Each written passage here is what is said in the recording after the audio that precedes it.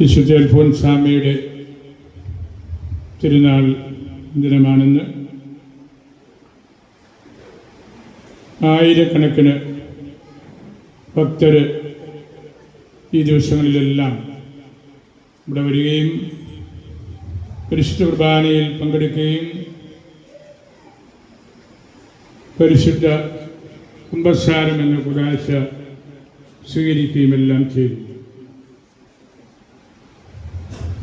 ഇത്ര സമുജ്വലമായ രീതിയിൽ പരിശുദ്ധ കുർബാനയും പാപമോചനം ലഭിക്കാനുള്ള ക്രമീകരണവും ഉള്ള സ്ഥലം താരതമ്യേന കുറവാണ്. തുടർച്ചയായിട്ട് കേരള കത്തോലിക്ക സഭയിലെ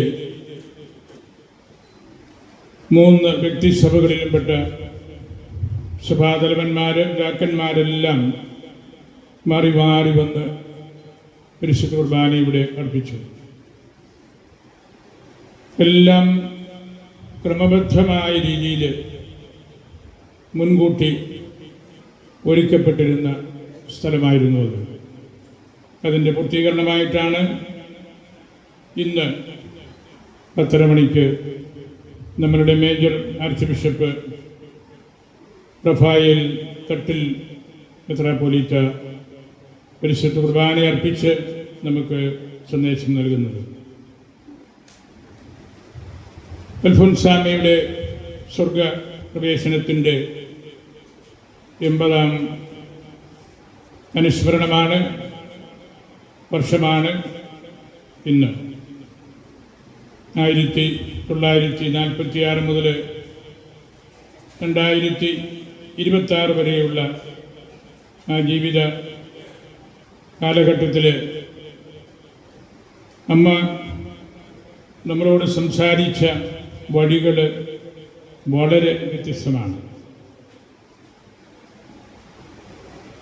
അമ്മയെ വാഴ്ത്തപ്പെട്ടവളായും 1986 പിന്നീട് 2008 ഒക്ടോബർ 12 വിശുദ്ധയായും പ്രഖ്യാപിക്കപ്പെട്ടതിനു ശേഷം ഉടമാളൂരും ഭരണജ്ഞാനവും മുട്ടുചെറിയുമെല്ലാം കർത്താവിൻ്റെ കൃപ അമ്മയിലൂടെ ഏറ്റുവാങ്ങുന്ന വലിയ കേന്ദ്രങ്ങളായിട്ട് മാറി. പരിശുദ്ധ ബെനഡിക്ട് പിതാവ് ഒരു പ്രഭാഷണത്തിൽ ഒരിക്കൽ പറഞ്ഞു, സുവിശേഷങ്ങളിൽ ഈശോയുടെ സഹനത്തെക്കുറിച്ചുള്ള വിവരണങ്ങൾ വലിയ ആഴ്ചത്തെ ലിറ്റർജിക്ക് ക്രമീകരണത്തിന് വേണ്ടി മാത്രം ഉള്ളതല്ല. ഈശോയുടെ പീഡാസഹന വിവരണങ്ങൾ സുവിശേഷം മുഴുവനും നിറഞ്ഞു നിൽക്കുന്ന കാര്യമാണ് എന്ന്. അതിനെ മാറ്റി നിർത്തിക്കൊണ്ട് നമ്മളൊരു ലക്ഷണറി വായന ക്രമീകരിക്കുന്നതിലോ സുവിശേഷ വ്യാഖ്യാനം നടത്തുന്നതിലോ അർത്ഥമില്ല എന്ന്. ഓൾ പെർവെയ്ഡിങ് ആയിട്ടുള്ള സുവിശേഷത്തെ മുഴുവനും വിശ്വാസികളിലേക്ക് എത്തിക്കേണ്ട ഉപകരണമാണ് ഈശോയുടെ സഹനത്തെക്കുറിച്ചുള്ള തിരുവചനങ്ങളെന്ന്. അൽഫോൻസാമ്മയെക്കുറിച്ച് നമ്മൾ ഓർക്കുമ്പോൾ അൽഫോൻസാമ്മ പരിശുദ്ധ ബെനഡിക്ട് പിതാവ് പറഞ്ഞ തിരുവചന വ്യാഖ്യാനത്തിൻ്റെ ഈ സമഗ്ര മുഖം ജീവിതത്തിൽ കണ്ടെത്തിയ ആളാണ്. അമ്മയുടെ സൂക്തങ്ങൾ, സാധാരണ വാക്കുകൾ എല്ലാം ഈ സുവിശേഷത്തിൻ്റെ വ്യാഖ്യാനമാണ്. അമ്മ ശരിക്കും ഈ ലോകത്തിലെ തിന്മകൾക്ക് എതിരായിട്ട് പോരാടിയത് അമ്മയുടെ സഹനം വഴിയാണ്. അമ്മ ഫിഷർ ഓഫ് ഹ്യൂമാനിറ്റി, മനുഷ്യവർഗത്തെ പിടിച്ചെടുത്ത മുക്കവൻ്റെ സ്ഥാനം അലങ്കരിക്കുന്ന വ്യക്തിയാണ്. അത് ലോകത്തിലെ തിന്മകളിൽ നിന്ന് ജനങ്ങളെ പിടിച്ചെടുക്കാൻ വേണ്ടിയാണ്.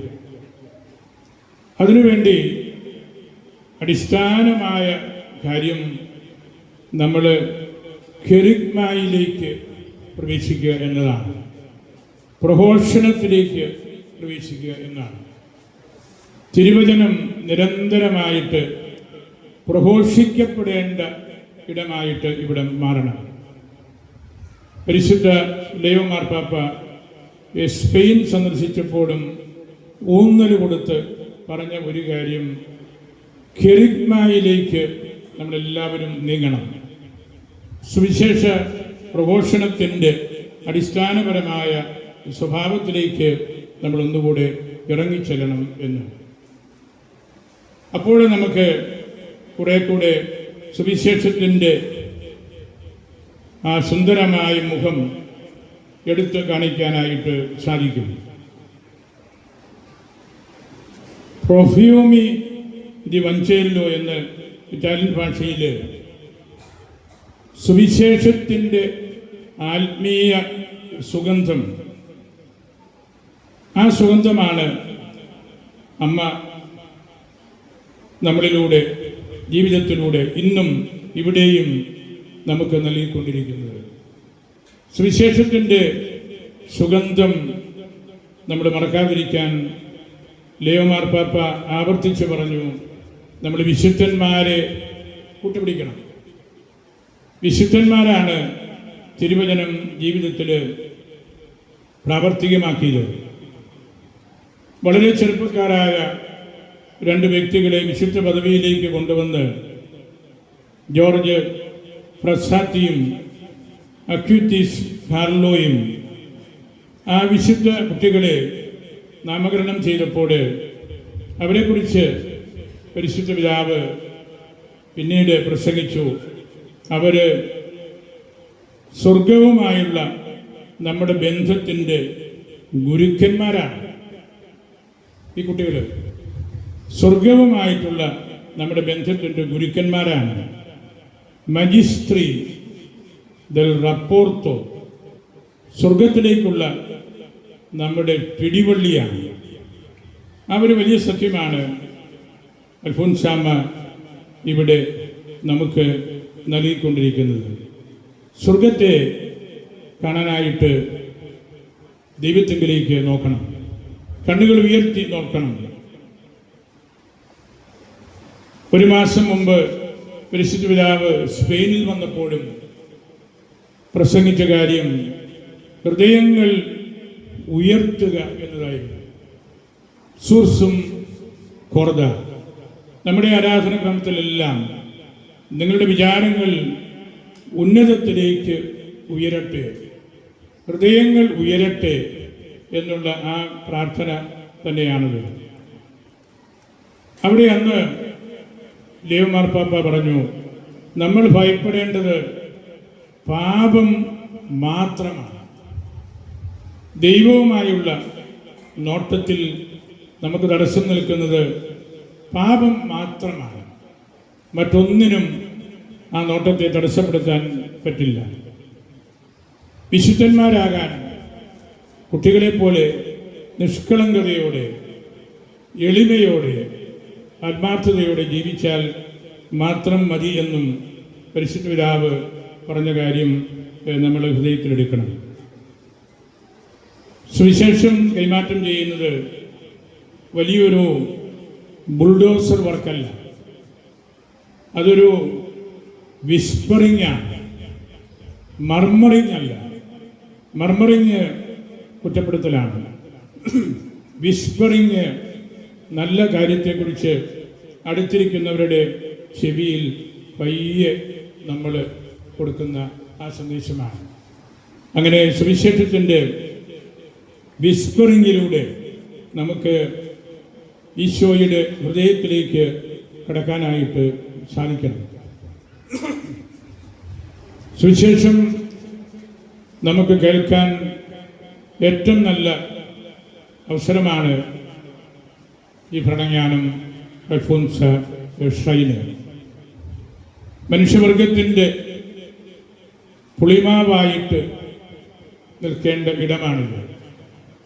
നിത്യസത്യങ്ങൾ തുടർച്ചയായിട്ട് പഠിപ്പിക്കേണ്ട സ്ഥലമാണിത്. മോക്ഷത്തെക്കുറിച്ചും ശുദ്ധീകരണ സ്ഥലത്തെക്കുറിച്ചും നിത്യാനന്ദത്തെക്കുറിച്ചും എല്ലാമുള്ള പഠനങ്ങളാണ് ഈ തുമ്പിൽ നിന്ന്, ഈ ഷ്രൈനിൽ നിന്ന് ഉണ്ടാകേണ്ടത്. സുവിശേഷത്തിൻ്റെ തുറവിയിലേക്ക് എല്ലാവരെയും കൊണ്ടുവരണം. മാർപ്പാപ്പ ഫ്രാങ്കേസ എവഞ്ചേലിക്ക വളരെ എളുപ്പത്തിൽ സുവിശേഷം എല്ലാവർക്കും കേൾക്കാൻ തക്ക വിധമുള്ള ക്രമീകരണങ്ങളാണ് ലോകം മുഴുവനും നടത്തേണ്ടത് എന്ന് പറയുന്നതിൻ്റെ അർത്ഥവും അതുതന്നെയാണ്. സഭയുടെ നിധി വിശുദ്ധ കുർബാനയാണ്. സഭ സംരക്ഷിക്കുന്നത് ഈശോയുടെ മരണോത്ഥാനമാണ്. വിശുദ്ധ കുർബാനയാണ് സഭയെ നിർമ്മിക്കുന്നത്. സഭ തന്നെയാണ് വിശുദ്ധ കുർബാനയെയും നിർമ്മിക്കുന്നത്. ഇവിടെ നമ്മൾ ഈ തിരുനാള് എല്ലാ നിധികളുടെയും നിധിയായ വിശുദ്ധ കുർബാന നിരന്തരമായിട്ട് അർപ്പിക്കണം എന്നുള്ള ആ ഒരു വലിയ നിർബന്ധം പിടിക്കുന്നതും ഈ കാരണം കൊണ്ടാണ്. വിശുദ്ധ കുർബാന നമ്മളുടെ ഏറ്റവും വലിയ സ്കൂളാണ്. അൽഫോൻസിയൻ സ്കൂള് എന്ന് പറയുന്നത് ഇവിടെ അർപ്പിക്കപ്പെടുന്ന പരിശുദ്ധ കുർബാനയും തിരുവചന വ്യാഖ്യാനവുമാണ്. ഒപ്പം പാപമോചനം നേടാനുള്ള സൗകര്യവും. സഭയാകുന്ന ഉദാശയിലാണ് ഇതെല്ലാം ഇവിടെ നമ്മൾ പരികർമ്മം ചെയ്യുന്നത്. സഭയിൽ നിന്നാണ് ഈ വലിയ കൃപകളെല്ലാം നമ്മൾ എടുക്കുന്നത്. സഭയിൽ നിന്ന് എന്ത് പഠിച്ചുവോ അത് സഭയ്ക്ക് നമ്മൾ വീണ്ടും കൊടുക്കുകയാണ്. ഭരണജ്ഞാനത്ത് വിശുദ്ധ കുർബാനയുടെ ഒരു തിരമാല അടിക്കലാണ് ഈ ദിവസങ്ങളിലെല്ലാം നടന്നുകൊണ്ടിരുന്നത്. എത്രയോ ആഘോഷമായ രീതിയിലാണ് പരിശുദ്ധ കുർബാന അർപ്പിക്കപ്പെടുന്നത്. ഇന്ന് നമ്മൾ ഈശോയുടെ സാക്ഷിയായ രമായ സുറിയാനിയും കുറെയെല്ലാം പ്രാർത്ഥനകളിൽ ഉപയോഗിക്കുന്നതും ഈ കുർബാനയുടെ ഏറ്റവും വലിയ ആധികാരികതയും ആ ഭാഷയുടെ പ്രാധാന്യവും നമ്മൾ മറക്കാതിരിക്കാൻ വേണ്ടിയാണ്. ഈ കുർബാനയിലൂടെ, ഈ സുവിശേഷ ശ്രവണത്തിലൂടെ നമ്മൾ ഒരൊറ്റ വലിയ വലയാണ് കെട്ടുന്നത്. വല കെട്ടുന്നത് നമ്മളുടെ ശുശ്രൂഷയായിരിക്കണം. നിരന്തരമായിട്ട് നമ്മൾ വലകൾ നന്നാക്കിക്കൊണ്ടിരിക്കണം. നമ്മുടെ പ്രവൃത്തികളാകുന്ന വലകൾ സ്നേഹം കൊണ്ട് നിറയപ്പെടേണ്ടതായിട്ടുണ്ട്. വല കെട്ടുന്നത് മറ്റുള്ളവർക്ക് സ്പേസ് കിട്ടാൻ വേണ്ടിയാണ്. അഗസ്തീനോസ് പറഞ്ഞു, തെറ്റായ സമൃദ്ധി നമ്മളെ നാശത്തിലേക്ക് നയിക്കും. ട്രാക്ക് തെറ്റി ഓടുന്നവരെ പോലെയാകും. ഈശോയാണ് എല്ലാം. സഭയിലാണ് എല്ലാറ്റിൻ്റെയും അർത്ഥം. ഫീനിസ് ഓംനിയം എക്ലേഷ്യ എന്ന് പിതാക്കന്മാർ പറഞ്ഞല്ലോ. എല്ലാറ്റിൻ്റെയും അർത്ഥം പരിശുദ്ധ സഭയിലാണ്. നിനക്ക് വിശക്കുന്നെങ്കിൽ ദൈവമാണ് നിന്റെ അപ്പം. ദാഹിക്കുന്നെങ്കിൽ ദൈവമാണ് ജീവജലം. ഇരുട്ടിലാണെങ്കിൽ ദൈവമാണ് അസ്തമിക്കാത്ത പ്രകാശം. നിനക്ക് വസ്ത്രമില്ലെങ്കിൽ നിന്റെ അമർത്യമായ വസ്ത്രം ദൈവമാണ്. ആ ആത്മീയ ചിന്തയാണ് പരിശുദ്ധ കുർബാനയിലൂടെ ഇവിടെ നമ്മൾ എന്നും പ്രഘോഷിക്കുന്നത്. സുവിശേഷത്തിലേക്കുള്ള നിരന്തരമായ ഒരു മനസാന്തരം, ഒരു പെർമനൻ്റ് ഓൺഗോയിങ് കൺവേർഷൻ ഉണ്ടാകേണ്ടതുണ്ട്. അപ്പോഴാണ് സുവിശേഷത്തിലെ ഈശോയുടെ സഹനത്തിൻ്റെ അർത്ഥം നമുക്ക് തിരിച്ചറിയാനായിട്ട് സാധിക്കുന്നത്. ഇന്ന് മരണത്തിൻ്റെ വലിയൊരു മാർക്കറ്റ് ലോകം മുഴുവനുണ്ട്. എല്ലാ മേഖലകളിലും ജനങ്ങൾ വഞ്ചിക്കപ്പെടുന്നുണ്ട്. ഉദ്ധിതൻ്റെ എനർജിയിൽ വിശ്വസിക്കാതിരിക്കാനുള്ള വലിയ പ്രേരണകൾ ഇന്ന് ലോകത്തിലുണ്ട്. പ്രതീക്ഷയിൽ സർപ്പമുണ്ട്, പാമ്പുണ്ട്. എല്ലാ സമൃദ്ധിയും അവിടെ ഉണ്ടായിരുന്നപ്പോഴും ഇന്ന് ആധുനിക ലോകത്തിൽ പരിശുദ്ധ പിതാവ് പറഞ്ഞല്ലോ, നിർമ്മിത ബുദ്ധിയിൽ വിഷാംശമുണ്ട്. ആ വിഷാംശം എടുത്ത് മാറ്റണമെങ്കിൽ അതിനോട് നിരന്തരമായിട്ട് സുവിശേഷം ചേർക്കപ്പെട്ടുകൊണ്ടിരിക്കണം. ഏറ്റവും മാരകമായ ദാരിദ്ര്യം ദൈവത്തെ അറിയാതിരിക്കലാണ്. ദൈവമാർപ്പാപ്പയുടെ വാക്കുകളാണ്. ഏറ്റവും മാരകമായ ദാരിദ്ര്യം ദൈവത്തെ അറിയാതിരിക്കലാണ്, സുവിശേഷം കേൾക്കാതിരിക്കുന്നതാണ്, ഞങ്ങളെ ആരും വിളിച്ചില്ല എന്ന് പറഞ്ഞുകൊണ്ടിരിക്കലാണ്. ദൈവം അതുവഴി അൺപോപ്പുലറാകുകയാണ്. ഡോഗ്മകൾ വിസ്മരിക്കപ്പെടുകയാണ്. നിത്യജീവിതത്തെക്കുറിച്ച് ആരും ഒന്നും മിണ്ടുന്നില്ല. സാമ്പത്തിക സമൃദ്ധിയുടെ അടിമകളായിട്ട് പലരും മാറുകയാണ്. ഡിജിറ്റൽ മേഖലയിലെ പൈശാചികത തിരിച്ചറിയാനായിട്ട് പലർക്കും സാധിക്കുന്നില്ല. അങ്ങനെ നമ്മൾ ജീവിക്കുമ്പോൾ ദൈവത്താൽ നിറയപ്പെട്ട ഒരു ഹൃദയത്തിൻ്റെ ശാലീനതയാണ് ഇവിടെ നമ്മൾ അന്വേഷിക്കുന്നത്. അനീതിയെ പരാജയപ്പെടുത്തുന്ന പങ്കുവെക്കലിലൂടെ സഭ ദാരിദ്ര്യം അവസാനിപ്പിക്കണം. നിങ്ങൾ തന്നെ അവർക്ക് ഭക്ഷണം കൊടുക്കുക എന്ന് ഈശോ പറഞ്ഞല്ലോ. നമ്മളാണ് വിശക്കുന്നവർക്ക് ഭക്ഷണം കൊടുക്കേണ്ടത്. നിലത്ത് വീണ് അഴിയുമ്പോൾ മാത്രമാണ് ഈ ഭക്ഷണം കൊടുക്കലിൽ നമ്മൾ പങ്കുകാരാകുന്നത്. നിലത്ത് വീണ് അഴിയാത്ത വിത്ത് അതുപോലെ ഇരിക്കുകയാണ്. ആർക്കും ഒരു ഗുണവും കിട്ടുന്നില്ല. അഴിഞ്ഞാൽ അത് മണ്ണിനോട് ചേർന്ന് പുത്തൻ വിളവ് നൽകുകയാണ്. ഈശോ തന്നെക്കുറിച്ചാണത് പറഞ്ഞത്. നിലത്ത് വീണ് അഴിയുന്നില്ലെങ്കിൽ തനിയെ ഇരിക്കും.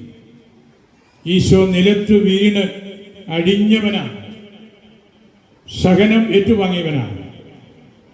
ആ അഴിയലിനാണ് ഈശോയുടെ ഒരു ധൂർത്തടിക്കൽ ഈശോയ്ക്കുണ്ടായിരുന്നതെല്ലാം നമുക്ക് വേണ്ടി തന്നത്. പണ്ഡിതനായ ബോബ് ഡിലോൺ ഒരു പുസ്തകത്തിൽ ഈ അടുത്ത നാളിൽ എഴുതി, pain brings out the best in the people. വേദനകളും സഹനങ്ങളുമാണ് ഒരു വ്യക്തിക്കുള്ളിലെ ഏറ്റവും നല്ല കാര്യങ്ങൾ പുറത്തേക്ക് കൊണ്ടുവരുന്നത്. Pain brings out the best in the people. Alphonsamma അതാണ്. സഹനം വഴി നിലത്ത് വീണ് അഴിഞ്ഞ ആ വ്യക്തി നമുക്ക് മനുഷ്യനിലുള്ള ബെസ്റ്റായിട്ടുള്ള കാര്യം എന്താണെന്ന് നമ്മെ പഠിപ്പിച്ചു. അതാണ് സഹനത്തിൻ്റെ പ്രാധാന്യം. നമ്മൾ കണ്ണുകൾ ഉയർത്തി ദൈവത്തിലേക്ക് നോക്കിയാൽ മാത്രം മതി.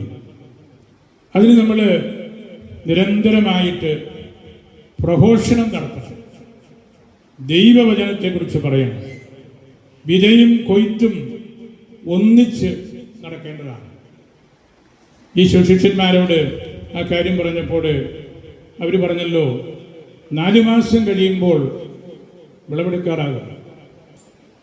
കർത്താവ് പറഞ്ഞു, അത് നിങ്ങളുടെ കണക്കുകൂട്ടലാണ്. നിങ്ങളിപ്പോൾ കണ്ണുകൾ ഉയർത്തി നോക്കുക. വിളവ് വിളഞ്ഞു കിടക്കുന്ന ഭൂമി നിങ്ങൾക്ക് കാണാം. എന്താണ് അതിൻ്റെ അർത്ഥം? ദൈവവചനം കേൾക്കാനായിട്ട് ധാരാളം ആളുകൾ കാതോർത്ത് നിൽക്കുന്നുണ്ട്. ഇപ്പോഴ് ഇവിടെ ഈ നിമിഷം അതാണ് കർത്താവ് പറഞ്ഞത്, വിളഞ്ഞു കിടക്കുകയാണ്, ആളുകൾ നോക്കിയിരിക്കുകയാണ്. നിങ്ങൾ കണക്ക് കൂട്ടി 4 മാസം കഴിയട്ടെ, അടുത്ത കൊല്ലം വരട്ടെ, ഇതെല്ലാം തെറ്റായ കണക്ക് കൂട്ടലുകളാണ്. നിരന്തരമായിട്ട് പ്രഘോഷിക്കണം ദൈവത്തിൻ്റെ വചനം. നമ്മൾ ദൈവവചനം പലപ്പോഴും അടച്ചു വെച്ചിരിക്കുകയാണ്, ട്യൂമ്പിലാക്കി വെച്ചിരിക്കുകയാണ്. ട്യൂമ്പ് തുറക്കാനായിട്ട്, അതിൻ്റെ മഹത്വം അനുഭവിക്കാനായിട്ട് നമുക്ക് സാധിക്കാത്ത സാഹചര്യങ്ങൾ നിരവധിയുണ്ട്. അവിടെയെല്ലാം നമ്മൾ അഭിമാനബോധത്തോടു കൂടി നമ്മുടെ വിശ്വാസത്തെ ഉൾക്കൊള്ളാനും അത് നിരന്തരമായിട്ട് പ്രഘോഷിക്കാനും സാധിക്കണം. നമ്മൾ ഓരോരുത്തരും ഇവിടെ ഈ ട്യൂമ്പിൽ വരുമ്പോൾ തുറക്കപ്പെടുന്ന അലബാസ്റ്റർ ജാറായിട്ട് മാറണം. ആ മേൽത്തരം നാർദീൻ സമൃദ്ധമായിട്ട് ഒഴിക്കപ്പെട്ടു. അതിൻ്റെ ഒരു ഗന്ധം, അതാണ് സുവിശേഷം സംരക്ഷിക്കുന്ന കാര്യം. ഇവിടെ നമ്മൾ അൽഫോൻസാമയുടെ ഖബറിന് ചുറ്റുമായിരിക്കുമ്പോഴും നമ്മൾ തുറന്നു വെച്ചിരിക്കുന്ന ഈ നാർദീൻ ചെപ്പിൻ്റെ ആധ്യാത്മിക സൗരഭ്യമാണ് അനുഭവിക്കുന്നത്. അതുകൊണ്ടാണ് ഇവിടെ നാനാജാതി മതസ്ഥര് ഈ ട്യൂമ്പിലേക്ക് ഓടുന്നത്. ഇവിടെ വരുമ്പോൾ ഈശോയുടെ ഒരു ഗന്ധമുണ്ട്, ദൈവത്തിൻ്റെ ഒരു അനുഭവമുണ്ട്, പാപം മോചിക്കപ്പെടുന്നു എന്നൊരു സംതൃപ്തിയുണ്ട്. ആഘോഷമായ രീതിയിൽ പരിശുദ്ധ കുർബാനയിൽ പങ്കെടുക്കാൻ പറ്റുന്നല്ലോ എന്നുള്ള വിചാരമുണ്ട്. പെയിൻ, സഫറിങ്സ് എന്താണെന്ന് കണ്ടെത്തുകയും അത് സുവിശേഷത്തിൻ്റെ കാതലാണെന്ന് പരിശുദ്ധ ബെനഡിക്ട് പിതാവ് പറഞ്ഞ ആ കാര്യം ജീവിതത്തിൽ അനുഭവിച്ചറിയുകയും ചെയ്ത വ്യക്തിയാണ് അൽഫോൻസാമ. അതുകൊണ്ടാണ് അമ്മ ഇന്ന് ബെസ്റ്റ്, എല്ലാം നല്ല ഭാഗം തെരഞ്ഞെടുത്ത വ്യക്തിയായിട്ട് ഏക കാര്യം നെസസറി ആയിട്ടുള്ളത് അതാണ്. അത്യാവശ്യമായിട്ടുള്ളത് ഒറ്റ കാര്യമേ ഉള്ളൂ, ഈശോയുടെ പദാന്തകത്തെങ്കിൽ ഇരിക്കുക, വചനം കേൾക്കുക. ഒപ്റ്റിമം പാർത്തം എലേജിറ്റ്, ദ ബെസ്റ്റ് പാർട്ട് തിരഞ്ഞെടുത്തു.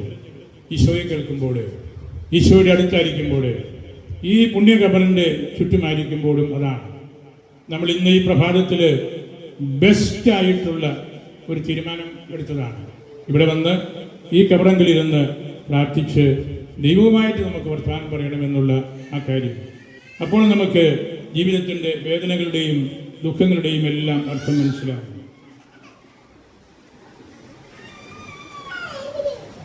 ഒന്ന് രണ്ട് കുഞ്ഞു കാര്യങ്ങളോട് പറഞ്ഞ് ഞാൻ അവസാനിപ്പിക്കുകയാണ്. അൽഫോൻസാമയുടെ ചുറ്റും സുവിശേഷത്തിൻ്റെ കാതലായ ഈശോയുടെ സഹനത്തെക്കുറിച്ചും അത് ജീവിതത്തിൽ ഒപ്പിയെടുത്ത അമ്മയെക്കുറിച്ചും നമ്മൾ ഓർക്കുമ്പോൾ നമ്മൾ നിരന്തരമായിട്ട് ഈ ദേശവുമായിട്ട് ബന്ധപ്പെടേണ്ടതുണ്ട്. അമ്മയുടെ ഓർമ്മ ഏതെങ്കിലും ഒരു വ്യക്തിയുടെ മാത്രം ഓർമ്മയല്ല, ഇത് സഭയുടെ ഓർമ്മയാണ്. ഈ ഖബറുടെ ദേവാലയം, ഈ വലിയ പള്ളി, FCC കോൺവെന്റ്, സെന്റ് മേരീസ് താഴത്തെ ഫൊറോന പള്ളി, അൽഫോൻസ ഗവേഷണ കേന്ദ്രം, മുട്ടുചെറിയിലെ അൽഫോൻസാമയുടെ കേന്ദ്രം, അമ്മ ജനിച്ച വീട്, അമ്മ വളർന്ന വീട്, ഇതെല്ലാം നമുക്ക് വളരെ പ്രധാനപ്പെട്ട കാര്യമാണ്. ആ കാര്യത്തിലേക്ക് നമ്മൾ വീണ്ടും വീണ്ടും ചരിത്രപരമായിട്ട് തന്നെ മടങ്ങി പറയേണ്ടതുണ്ട്. Our wounds are intimate to us. നമ്മുടെ മുറിപ്പാടുകളാണ് നമുക്ക് ഏറ്റവും ഇൻറ്റിമേറ്റ് ആയിട്ടുള്ളത്. നമ്മളുടെ വേദനകളാണ് ഏറ്റവും ഇൻറ്റിമേറ്റ് ആയിട്ടുള്ളത്, ഉള്ളിലുള്ളത്, മറ്റാർക്കും ഒരുപക്ഷെ തിരിച്ചറിയാൻ പറ്റാത്തത്. ആ ഇൻറ്റിമേറ്റ് ആയിട്ടുള്ള വൂൺസ് അതിൻ്റെ അർത്ഥമാണ് അമ്മ നമ്മെ പഠിപ്പിക്കുന്നത്. എത്രയോ വേദനകളുമായിട്ടാണ് ഓരോ വ്യക്തിയും ഇന്ന് നമ്മുടെ സഭയും കടന്നു പോകുന്നത്. വളരെയേറെ സഹിക്കുന്ന ഒരു സഭയായിട്ട് നമ്മൾ ഇപ്പോൾ നിൽക്കുകയാണ്. അമ്മയോട് നമ്മൾ പ്രാർത്ഥിക്കണം. പൂർണ്ണമായ കുർബാന അതിൻ്റെ ആഘോഷമായ രീതിയിൽ അർപ്പിക്കപ്പെടാനുള്ള കൃപ പരിശുദ്ധ സിംഹാസനത്തിൻ്റെ നിർദ്ദേശമനുസരിച്ച്, സിനഡിൻ്റെ നിർദ്ദേശമനുസരിച്ച് പരികർമ്മം ചെയ്യാനുള്ള കൃപയ്ക്ക് വേണ്ടി എല്ലാവരും പ്രാർത്ഥിക്കണം. നമ്മൾ ഏതെങ്കിലും ഒരു പ്രത്യേക ലക്ഷ്യം വെച്ച് പറയുന്നതല്ല. എല്ലാ പ്രദേശങ്ങളിലും അപൂർണതകൾ വിളയാടുന്നുണ്ട്, പോരായ്മകൾ ഉണ്ടാകുന്നുണ്ട്. ദൈവാരാധനയോട് വേണ്ടതായ ആഴമായ സമീപനം പുലർത്താത്ത അനേകർ എല്ലാ പ്രദേശത്തുമുണ്ട്. അതിനെല്ലാമുള്ള ഒരു ഉത്തരമായിട്ട് അമ്മയുടെ ഈ തുമ്പ്, ഇവിടെ അർപ്പിക്കപ്പെടുന്ന പരിശുദ്ധ കുർബാനയിൽ നിന്നുള്ള കൃപ നമുക്ക് ലഭിക്കേണ്ടതുണ്ട്. പാശ്ചാത്യ ലോകത്തൊക്കെ വലിയ മൂവ്മെൻറ്റ്സ് ആ തരത്തിൽ ആദ്യമായിട്ട് ഉണ്ടായത് 16-ാം നൂറ്റാണ്ടിൽ ഫിലിപ്പ് നേരിയുടെ ഓറട്ടറി എന്നൊരു പാരമ്പര്യമാണ്. ആ ഓറട്ടറി ജനങ്ങളെ കൂട്ടാൻ, യുവാക്കന്മാരെ സംഘടിപ്പിക്കാൻ, വിശ്വാസം പ്രഘോഷിക്കാൻ, സോഷ്യൽ ഗ്രേസിനോട് ബന്ധപ്പെട്ട കാര്യങ്ങൾ കുട്ടികളെ ചേർത്ത് നിർത്താനൊക്കെയുള്ള സംവിധാനമാണ്.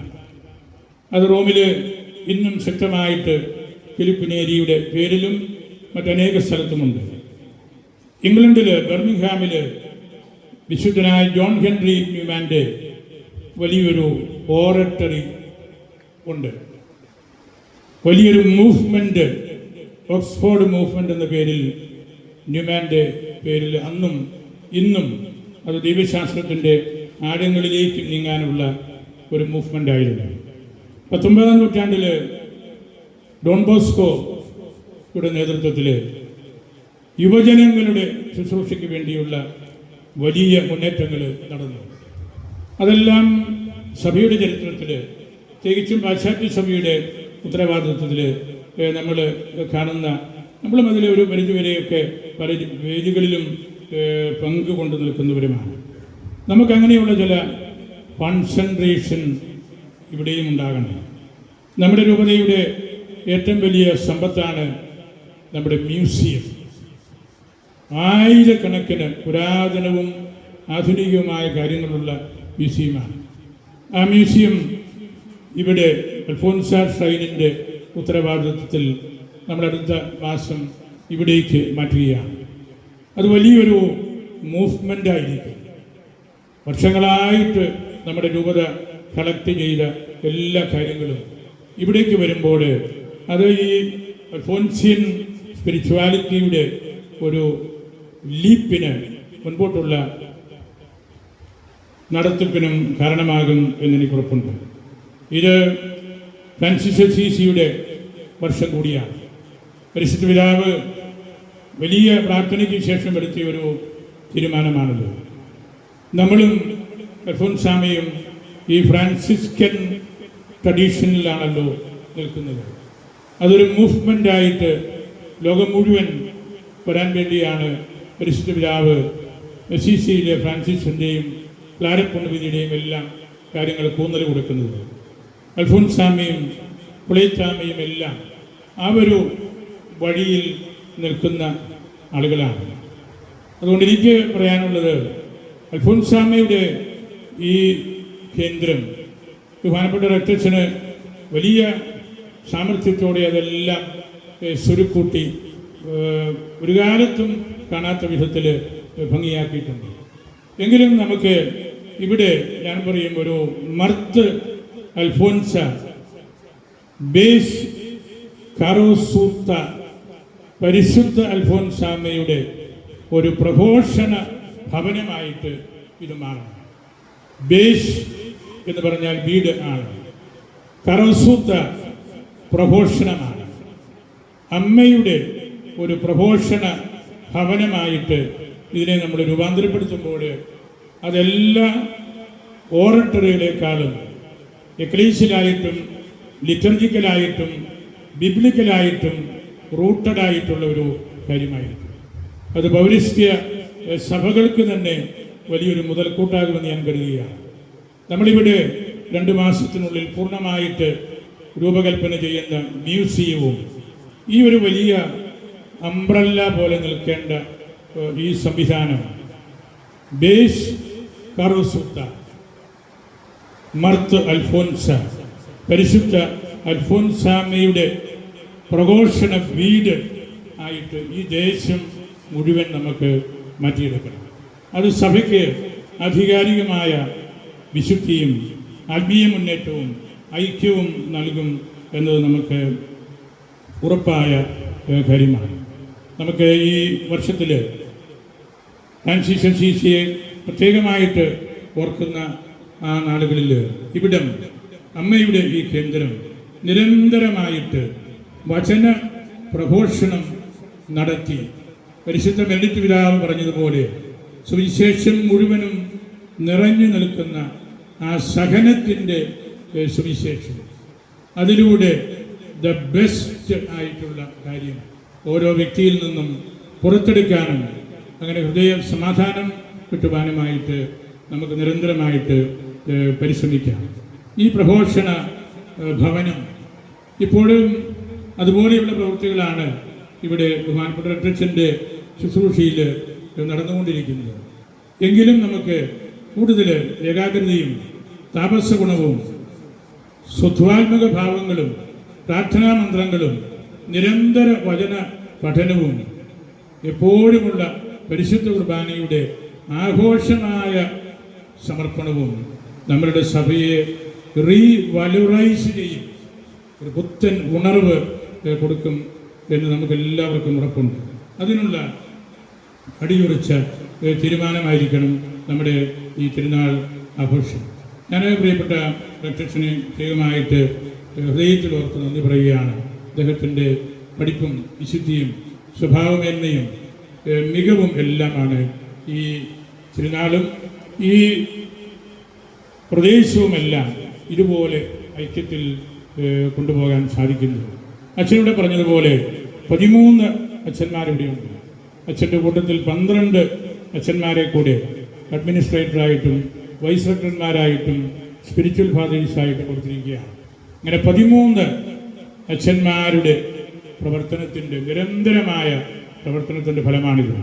അതുപോലെ വലിയ പള്ളിയിലെ വിയാരിച്ചന് അവിടുത്തെ 2 സ്ഥിതി അച്ഛന്മാർ, അങ്ങനെ 16 അച്ഛന്മാർ ജീവിക്കുന്ന സ്ഥലമാണ്.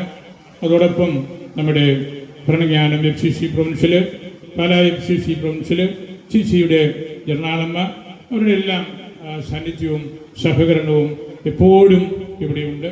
അവരുടെ സ്വന്തമായിട്ടുള്ള ഒരു ആധ്യാത്മിക ഊർജമാണല്ലോ, തീക്കനലാണല്ലോ അൽഫോൻസാമ്മ. അത് സഭ ആയിട്ട് നിൽക്കുമ്പോൾ അവർക്കതിൽ അഭിമാനമുണ്ട്. അവരുടെ പ്രാർത്ഥനയുടെയും ആധ്യാത്മിക ജീവിതത്തിൻ്റെയും ഫലമാണിത്. അവരെയും ഞാൻ പ്രത്യേകമായിട്ട് ഓർക്കുന്നു.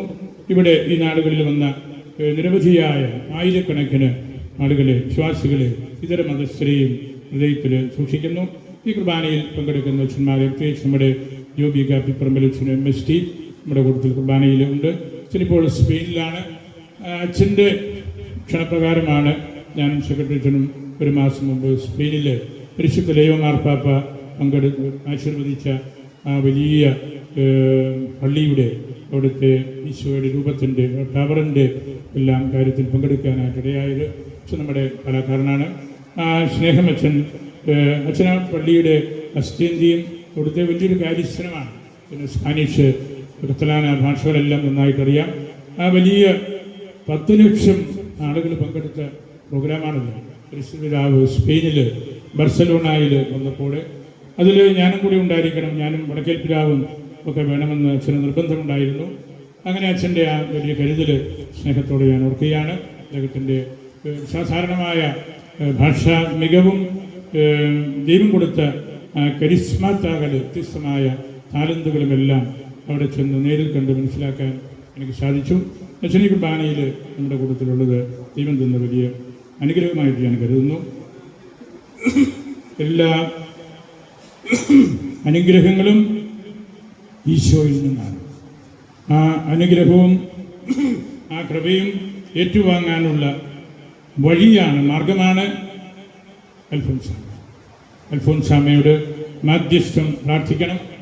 അമ്മയുടെ പ്രാർത്ഥന ഈശോയിൽ നിന്ന് കൃപകൾ, ഈശോയുടെ അനുഗ്രഹം നമുക്ക് വാങ്ങി തരാനായിട്ടുള്ള നല്ല വഴിയാണ്.